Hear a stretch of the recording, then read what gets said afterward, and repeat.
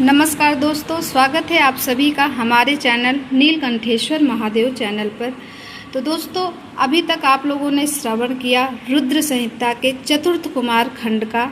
आज हम चतुर्थ कुमार खंड में जानेंगे शिवा का अपनी मैल से गणेश को उत्पन्न करके द्वारपाल पद पर नियुक्त करना। तो दोस्तों, वीडियो थोड़ा लंबा हो सकता है, लेकिन आज हम जानेंगे कि गणेश द्वारा शिव जी के रोके जाने पर उनका शिवगणों के साथ भयंकर संग्राम। दोस्तों, आप लोग घबराना नहीं, जो कोई इस पूरे वीडियो को फुल वॉच करेगा उसी को गणेश भगवान का आशीर्वाद प्राप्त होगा। वीडियो को स्किप नहीं करना है, पूरा लास्ट तक सुनना है। तो आगे हम चलिए जानते हैं गणेश की महिमा का वर्णन, किस प्रकार गणेश की उत्पत्ति हुई और किस प्रकार उनको गजानन का रूप प्राप्त हुआ, ये सब हम जानेंगे इस वीडियो में। तब तक के लिए श्री शिवाय नमस्तुभ्यं। दोस्तों, चलिए शुरू करते हैं। कहते हैं, तारकर कुमार के उत्तम एवं अद्भुत वृतांत को सुनकर नारद जी को बड़ी प्रसन्नता हुई। उन्होंने पुनः प्रेम पूर्वक ब्रह्मा जी से पूछा। नारद जी बोले, देव, आप तो शिव संबंधी ज्ञान के अथाह सागर हैं। प्रजानाथ, मैंने स्वामी कार्तिकेय के सद्वृतांत को, जो अमृत से भी उत्तम है, सुन लिया।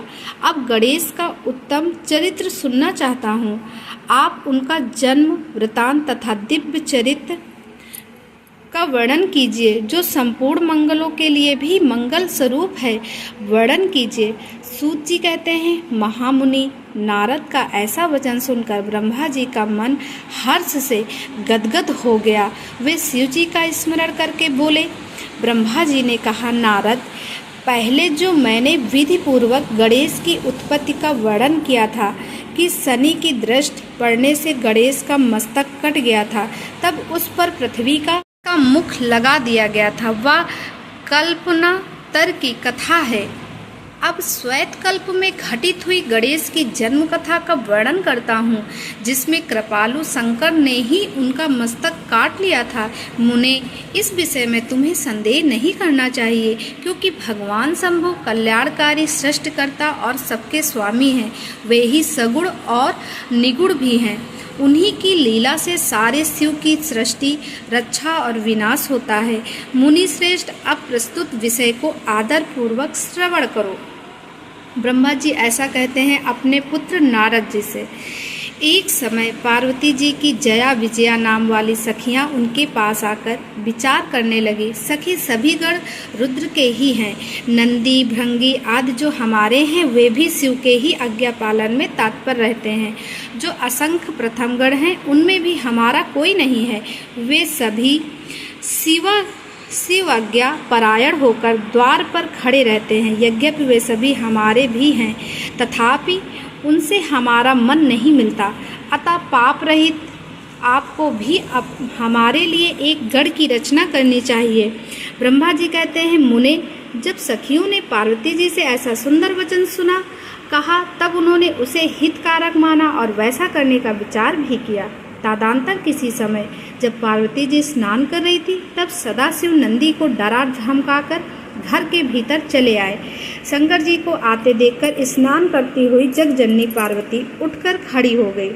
उस समय उन्होंने बड़ी लज्जाई, वे आश्चर्यचकित हो गई। उस अवसर पर उन्होंने सखियों के वचन को सुखप्रद माना। उस समय ऐसी घटना घटित होने पर परमाया परमेश्वरी शिव पत्नी पार्वती ने मन में ऐसा विचार किया कि मेरा कोई एक ऐसा सेवक होना चाहिए जो परम शुभ कार्य कुशल और मेरी यह आज्ञा में तत्पर रहने वाला हो, उससे तनिक भी विचलित होने वाला ना हो। यो विचार कर पार्वती देवी ने अपने शरीर की मैल से एक ऐसे चेतन पुरुष का निर्माण किया जो संपूर्ण शुभ लक्षणों से संयुक्त था। उसके सभी अंग सुंदर एवं दोष रहित थे। उसका वह शरीर विशाल, परम शोभामान और महान बल पराक्रम से संपन्न था। देवी ने उसे अनेक प्रकार के वस्त्र, नाना प्रकार के आभूषण और बहुत सा उत्तम आशीर्वाद देकर कहा, तुम मेरे पुत्र हो, मेरे अपने ही हो। तुम्हारे समान मेरा यहाँ कोई दूसरा नहीं है। पार्वती के ऐसा कहने पर वह पुरुष उन्हें नमस्कार करके बोला। गणेश ने कहा, माँ, आज आपको कौन सा कार्य आ पड़ा है, मैं आपके कथा अनुसार उसे पूर्ण करूंगा। गणेश के यूं पूछने पर पार्वती जी अपने पुत्र को उत्तर देते हुए बोली। शिवा ने कहा, तात तुम मेरे पुत्र हो, मेरे अपने हो, अतः तुम मेरी बात सुनो। आज से तुम मेरे द्वारपाल हो जाओ। सतपुत्र, मेरी आज्ञा के बिना कोई भी हठपूर्वक मेरे महल के भीतर प्रवेश न करने पाए, चाहे वह कहीं से भी आए, कोई भी हो। बेटा, यह मैंने तुमसे बिल्कुल सत्य बात कही है। ब्रह्मा जी तब कहते हैं, मुने, यूं कहकर पार्वती ने गणेश के हाथ में एक सुदृढ़ छड़ी दे दी। उस समय उनके सुंदर रूप को निहार कर पार्वती हर्षमग्न हो गई। उन्होंने परम प्रेम पूर्वक अपने पुत्र का मुख चूमा और कृपा परावश हो छाती से लगा लिया। फिर दंडधारी गणराज को अपने द्वार पर स्थापित कर दिया। बेटा नारद तदंतर पार्वती नंदन महावीर गणेश पार्वती की हित कामना से हाथ में छड़ी लेकर गृह द्वार पर पहरा देने लगे। उधर शिवा अपने पुत्र गणेश को अपने दरवाजे पर नियुक्त करके स्वयं सखियों के साथ स्नान करने लगे। मुनिश्रेष्ठ, इसी समय भगवान शिव, जो परम कौतुकी तथा नाना प्रकार की लीलाएं रचने में निपुण हैं, द्वार पर आ पहुँचे। गणेश उन पार्वती को पहचानते तो थे नहीं, अतः बोल उठे। पार्वती पति को पहचानते तो थे नहीं, अतः वो बोल उठे, देव, माता की आज्ञा के बिना तुम अभी भीतर न जाओ। माता स्नान करने बैठ गई है, तुम कहाँ जाना चाहते हो? इस समय यहाँ से हट जाओ। यूँ कहकर गणेश ने उन्हें रोकने के लिए छड़ी हाथ में ले ली। उन्हें ऐसा करते देख शिव जी बोले, मूर्ख, तूने किसे रोका है? दुर्बुद्धे, क्या तू मुझे नहीं जानता? मैं शिव के अतिरिक्त और कोई नहीं हूँ। फिर महेश्वर के गण उसे समझाकर हटाने के लिए वहां आए और गणेश से बोले, सुनो, हम मुख्य शिवगढ़ ही द्वारपाल हैं और सर्वव्यापी भगवान शंकर की आज्ञा से तुम्हें हटाने के लिए यहाँ आए हैं। तुम्हें भी गढ़ समझकर हम लोगों ने मारा नहीं, अन्यथा तुम सबके मारे गए होते। अब कुशल इसी में है कि तुम स्वतः ही दूर हट जाओ, क्यों व्यर्थ अपनी मृत्यु बुला रहे हो। ब्रह्मा जी कहते हैं, मुने, यूँ कहे जाने पर भी गिरजानंदन गणेश निर्भय ही बने रहे। उन्होंने शिवगढ़ों को फटकारा और दरवाजे को नहीं छोड़ा। तब उन सभी शिवगढ़ों ने शिव जी के पास जाकर सारा वृतांत उन्हें सुनाया। मुने उनसे सब बातें सुनकर संसार के गति स्वरूप अद्भुत लीला विहारी महेश्वर अपने उन गणों को डांटकर कहने लगे। महेश्वर ने कहा, गणों, यह कौन है जो इतना उछंगल होकर शस्त्र की भांति बक रहा है? इस नवीन द्वारपाल को दूर भगा दो। तुम लोग नपुंसक की तरह खड़े होकर उसका वृतांत मुझे क्यों सुना रहे हो? विचित्र लीला रचने वाले अपने स्वामी शंकर के यूँ कहने पर वे गढ़ पुनः वहीं लौट गए। तदंतर गणेश द्वारा पुनः रोके जाने पर शिव जी ने गणों को आज्ञा दी कि तुम पता लगाओ यह कौन है और क्यों कर रहा है। गणों ने पता लगाकर बताया कि हे गिरिजा के पुत्र तथा द्वारपाल के रूप में बैठे हैं। तब लीला रूप शंकर ने विचित्र लीला करनी चाहिए तथा अपने गणों का गर्भ भी गलित करना चाहा। इसीलिए गणों को तथा देवताओं को बुलाकर गणेश जी से भीषण युद्ध करवाया, पर वे कोई भी गणेश को पराजित न कर सके। तब स्वयं शूलपाणी महेश्वर आए। गणेश जी ने माता के चरणों का स्मरण किया, तब शक्ति ने उन्हें बल प्रदान कर दिया। तभी देवता शिव जी के पक्ष में आ गए। घोर युद्ध हुआ। अंततो गत्वा स्वयं शूलपाणी महेश्वर ने आकर त्रिशूल से गणेश जी का सिर काट दिया। जब यह समाचार पार्वती जी को मिला तब वे क्रुद्ध हो गई और बहुत सी शक्तियों को उत्पन्न करके उन्होंने बिना विचारे उन्हें प्रलय करने की आज्ञा दे दी। फिर तो शक्तियों के द्वारा प्रलय मचाई जाने लगी। उन शक्तियों का वह ज्वलायमान तेज सभी दिशाओं को दग्ध सा किए डालता था। उसे देखकर वे सभी शिवगण भयभीत हो गए और भागकर दूर खड़े हुए। मुने, इसी समय तुम दिव्य दर्शन नारद वहां आ गए। तुम्हारा वहां आने का अभिप्राय देवगणों को सुख पहुंचाना था। तब तुमने मुझ देवताओं सहित शंकर को प्रणाम करके कहा कि इस विषय में सबको मिलकर विचार करना चाहिए। तब वे सभी देवता मुझ महामने के साथ सलाह करने लगे कि इस दुख का शमन कैसे हो सकता है। फिर उन्होंने यही निश्चय किया कि जब तक गिरजा देवी कृपा नहीं करेगी तब तक सुख नहीं प्राप्त हो सकेगा।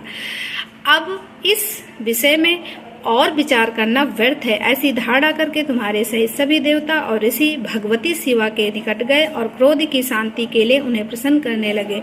उन्होंने प्रेम पूर्वक उन्हें प्रसन्न करते हुए अनेकों स्रोतों द्वारा उनकी स्तुति करके बारंबार उनके चरणों में अभिवादन किया।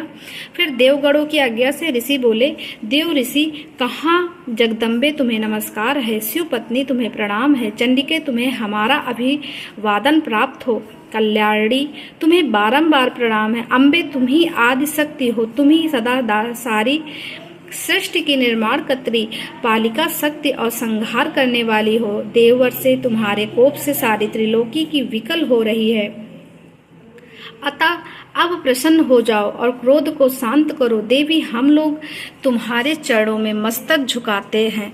ब्रह्मा जी कहते हैं, नारद यो तुम सभी ऋषियों द्वारा स्तुति किए जाने पर परा देवी पार्वती ने उनकी और क्रोध भरी दृष्टि से ही देखा, किंतु कुछ कहा नहीं। तब उन ऋषियों ने पुनः उनके चरण कमलों में सिर झुकाया और भक्तिपूर्वक हाथ जोड़कर पार्वती से निवेदन किया। ऋषि ने कहा, देवी अभी संहार होना चाहता है तथा क्षमा करो अंबिके, तुम्हारे स्वामी शिव भी तो यहीं स्थित हैं, तनिक उनकी ओर तो दृष्टिपात करो। तुम लोग वे ब्रह्मा विष्णु आदि देवता तथा सारी प्रजा सब तुम्हारे ही हैं और व्याकुल होकर अंजलि बांधे तुम्हारे सामने खड़े हैं। परमेश्वरी इन सब का अपराध क्षमा करो, शिवे अब इन्हें शांति प्रदान करो। ब्रह्मा जी कहते हैं, मुने सभी देव ऋषियों कहकर अत्यंत दीन भाव से व्याकुल हो हाथ जोड़कर चंडिका के सम्मुख खड़े हो गए। उनका ऐसा कथन सुनकर चंडिका प्रसन्न हो गई, उनके हृदय में करुणा का संचार हो आया। तब वे ऋषियों से बोली। देवी ने कहा, ऋषियों यदि मेरा पुत्र जीवित हो जाए और वह तुम लोगों के मध्य पूजनीय मान लिया जाए तो संहार नहीं होगा। जब तुम लोग उसे सर्वोच्च का पद प्रदान कर दोगे तभी लोक में शांति हो सकती है, अन्यथा तुम्हें सुख नहीं प्राप्त हो सकता।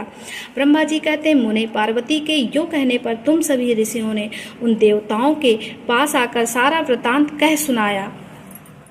सुनकर इंद्र आदि सभी देवता के चेहरे पर उदासी छा गई। वे शंकर जी के पास गए और हाथ जोड़कर उनके चरणों में नमस्कार करके सारा समाचार निवेदन कर दिया। देवताओं का कथन सुनकर शिव जी ने कहा, ठीक है, जिस प्रकार सारी त्रिलोकी को सुख मिल सके वही करना चाहिए, अतः अब उत्तर दिशा की ओर जाना चाहिए और जो पहले मिले उसका सिर काटकर उसे बालक के शरीर पर जोड़ देना चाहिए। ब्रह्मा जी कहते हैं, मुने तदंतर शिव की आज्ञा का पालन करने वाले उन देवताओं ने वह सारा कार्य संपन्न किया। उन्होंने उस शिशु शरीर को धो पोंछ कर विधिवत उसकी पूजा की। फिर वे उत्तर दिशा की ओर गए। वहां उन्हें पहले एक दांत वाला एक हाथी मिला।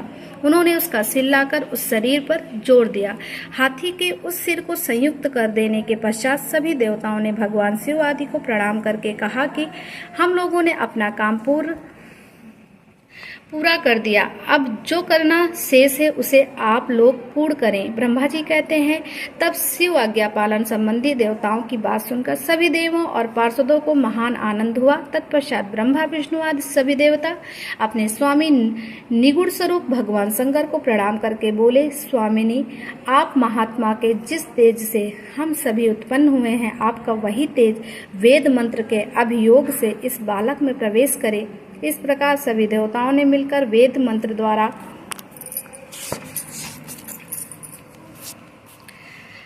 जल को अभिमंत्रित किया। फिर शिव जी का स्मरण करके उस उत्तम जल को बालक के शरीर पर छिड़क दिया। उस जल का स्पर्श होते ही वह बालक शिव इच्छा से शीघ्र ही चैतन्य युक्त होकर जीवित हो गया और सोए हुए की तरह उठ बैठा। वह सौभाग्यशाली बालक अत्यंत सुंदर था। उसका मुख हाथी का सा था, शरीर का रंग हरा लाल था, चेहरे पर प्रसन्नता खेल रही थी। उसकी आकृति कमनीय थी और उसकी सुंदर प्रभा फैल रही थी। मुनीश्वर पार्वती नंदन उस बालक को जीवित देखकर वहां उपस्थित सभी लोग आनंद मग्न हो गए और सारा दुख विलीन हो गया। तब हर्ष विभार होकर सभी लोगों ने उस बालक को पार्वती जी को दिखाया। अपने पुत्र को जीवित देखकर पार्वती जी परम प्रसन्न हुई। तो दोस्तों, यहीं पर 12वां अध्याय संपूर्ण समाप्त हुआ। इसके आगे की कथा हम अगले वीडियो में जानेंगे। तब तक के लिए श्री शिवाय नमस्ते। दोस्तों, वीडियो अच्छी लगी हो तो इससे ज़्यादा से ज़्यादा लोगों को शेयर करें और चैनल को सब्सक्राइब करें, लाइक करें। हर हर महादेव अवश्य लिखना।